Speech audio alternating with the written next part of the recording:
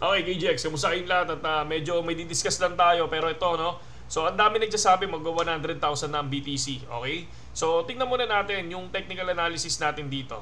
So, first of all, ito kahapon, no, bumili tayo ng property sa Kamaya Coast, Maribeles, Bataan. Okay? Hindi gusto ko i-discuss din sa inyo to, ba't ako bumili dito, no? Kasi syempre hindi lang naman crypto yung ginagawa natin sa investment, pero nag-i-invest din tayo sa iba. At bukas, no, ilalabas natin yung video o bakit ako nag-invest dito. Kasi karaniwan ang daming yung nakikita sa ads, pero iba kapag owner yung nag-honest review. Okay? Ano yung disadvantage, ano yung advantage. Okay? So ngayon, tingnan muna tayo. Balik muna tayo dito sa Bitcoin. So gumuhit tayo. So nakita nyo naman tong guhit natin dito, alam nyo na yan, and then lumipad. So ang dami nag-thank you sa atin, pero syempre tulad ng sinabi ko, ang gusto ko lang i-share sa inyo yung kakapiranggot na knowledge natin. So far ito, kagabi gumuhit lang tayo. So sa ngayon, syempre gumuguhit ako, nagpa-practice ako, and then gusto ko lang i-share sa inyo para at least kahit papaano may knowledge lang din kayo. So far, ang nangyayari kasi is bumalik siya ng 98 to 41. So tulad nga ng sinabi ko, possible ba lumipad to? So na-break yung resistance ko dito sa 4 hours times sa time frame, no? Possible umangat, no? Pero syempre pwede rin mag-breakout. Kasi ako, tulad ng sinabi ko, medyo hindi ako maglulong sa BTC ngayon. Nakaabang ako ng 100k short. Okay? Nakaabang ako ng 100k short, 100 USDT ang ating puhunan doon. Okay? So, hindi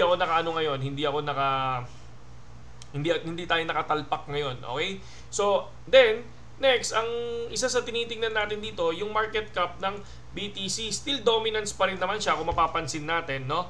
From year 2021, from this side, kung mapapansin natin, paangat talaga yung market cap ni BTC, mga idol, no? So, paangat talaga siya. Kaya, ang inaano ko dito, possible, pwede, once na makita natin yung breakout ng support, kung bumagsak man siya, tingnan natin kung ano mangyayari, kung talaga bang lilipad ang mga altcoins. Kasi ang daming nagsasabi na altcoin season na. Pero ako tingin ko, may ibubuga pa ang altcoins, mga idol. Hindi pa yan, no? Kaya ako tinitingnan ko ang Dogecoin, no? Imata nyo ang Dogecoin, ha? Imata nyo ang Dogecoin XRP XLM. Matahin nyo yan. Kasi bakit? Kung titingnan nyo, ang Dogecoin una, syempre meme coin lang yan. Talaga, di ba? Ngayon, di ba? Governance na. So, nasa government na si Dogecoin, mga lodi. Kung nandiyan na yan, possible, di ba? Ako syempre, kung paano tayo naniwala kay Trump nung pag nanalo siya, lilipad ng BTC. Ganun din ang tingin ko sa Dogecoin. Possible, magkaroon ng breakout ang Dogecoin. Hindi ko pa nagagawan ng tawag dito, ng graph si Dogecoin, pero tingnan nyo itong ginawa akong graph, oh. Ang ganda, di ba? So, kung mapansin nyo, lumipad siya. Pero may ginawa akong graph nung nakaraan dun sa Facebook natin sa Dogecoin. Kasi, lagi lang ako sa cellphone, di ba? Mapapansin mo, nasa cellphone. Yan, cellphone lang to eh. Kung paano ako mag-TA. So far naman, ang ganda ng TA natin is lumilipad naman silang lahat ng mga coin na chine-check natin. Pero ako, market cap still nasa dominance pa rin siya. Kapag bumagsak yan, mga idol, ito na yan. So kung ako naman sa inyo, mga idol, no? So kung kung gusto niyo bumili ng token, mas maganda na yung tulad ako, nag-i-imbak tayo, di ba? So ang dami nagtatanong kay GX sabi mo, kami token tapos ikaw, wala ka naman token. Meron tayong token, okay?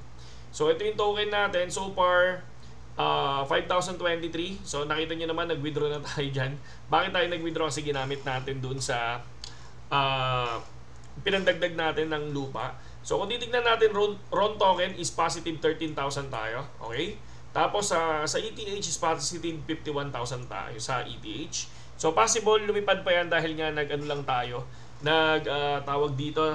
nag-buy and sell tayo sa ETH, kaya medyo nag-51 siya ulit. Pero kung titingnan nyo, nadagdagan yung ETH natin, di ba? So 0.05 yan na nakaraan, 0.5 to. So nadagdagan siya, mga idol. Okay, so lumipad na siya ng 20. I think ang total profit na natin dyan is nasa 90k. Okay? So for me, hindi pa altcoin season. So once na medyo tingnan nyo ang market cap, pag ito medyo bumaba ng konti, kahit sa one day Kahit sa one day, paangat siya. Etong time na to, kung makikita nyo, nung bumababa yan, nakita nyo naman, lumilipad sino? Yung mga altcoins natin, di ba? And then yan, katulad nito, tumataas. Ang mga altcoins natin is medyo tahimik ng konti, no? So, eto ngayon, si ETH, kung mapapansin natin, nasa ilan na ba si ETH ngayon? I think nasa 2.4. 2.4 si ETH today. 2,400. Ay, ETH. Sorry. ETH. Ayan. Teka nga, punta muna ako ng spot. Punta ako ng BTC. Ayan. Check lang natin. ETH. So, yun. 3.4 nga. Ayan, 3.4. So, possible gumawa tayo ng guhit, mga lodi ulit, no? So, possible baka i-break niya ulit tong 3.441. Baka, kung sakali, baka lumipad ulit siya. Pumalo siya. Kasi, rejected siya sa 3.5. Okay? So, baka ito na yung pagpalo niya. Hinintay natin yan. Kasi ako, sa totoo lang, ETH talaga ako. Tulad ng ginawa natin sa XRP, mga lodi. Okay? So, next, RON token, mga pogi. RON token is bullish ako kay RON token. Still, no? Eto na, no? Kung mapapansin nyo, 1.782. Nag-post tayo sa Facebook natin kanina, mga pogi. No? Nag-post tayo. Pakita ko lang para at least ano tayo. Transparent, no? Makasabihin, puro ka post, wala ka naman post. Di ba? So, ayan na naman tayo. Ayan. Sabi ko, 9 hours ago, RON token, next target, 1.826. Then, possible kunin ang 1.936.